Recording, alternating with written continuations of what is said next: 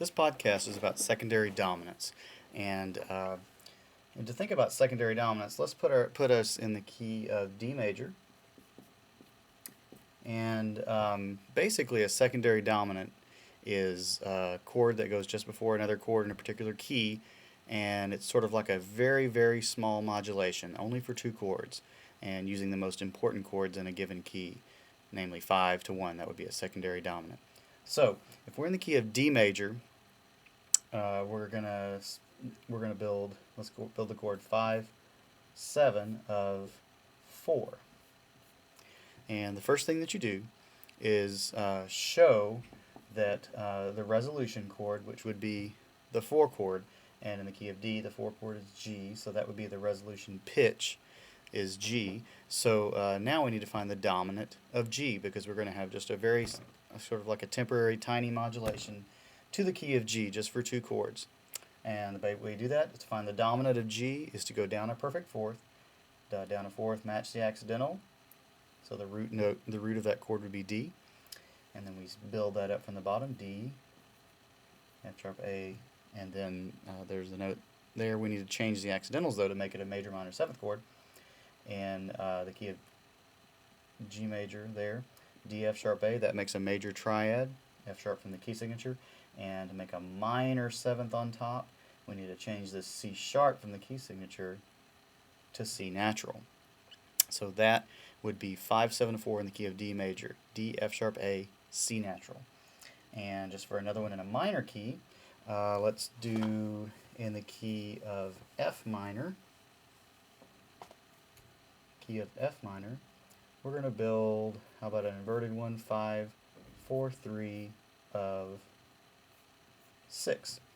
So in the key of F minor, we have 4 flats, B, E, A, and D, and a 6 chord in the key of F to find the resolution pitch would be D flat right there. Now we need to find 5, 7 of 6, so 5, 7 of D flat. We go down a perfect fourth. The root would be the note A flat from the key signature, and then from there we build a major triad, A flat, C, E flat. So with the key signature, that's all correct. And now we need to add the 7th, a minor 7th above A flat would be a G flat. So A flat up a minor 7th, A flat down a major 2nd, G flat, that gives you the minor 7th. So that's the chord, and now it's 5, 4, 3, so we need to invert it. And with 4, 3 inversion, you'll put the 5th on the bottom. So we'll just move those down right there. Here's our G flat and E flat, and that would be 5, 4, 3 of 6. And in every case, well, first of all, don't forget that we can't have a resolution to a diminished chord. That's impossible.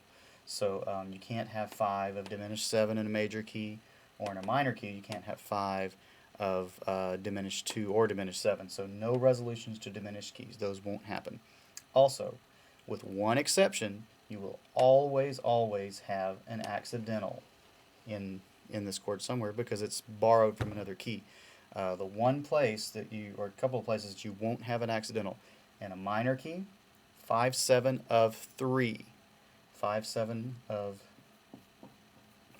3.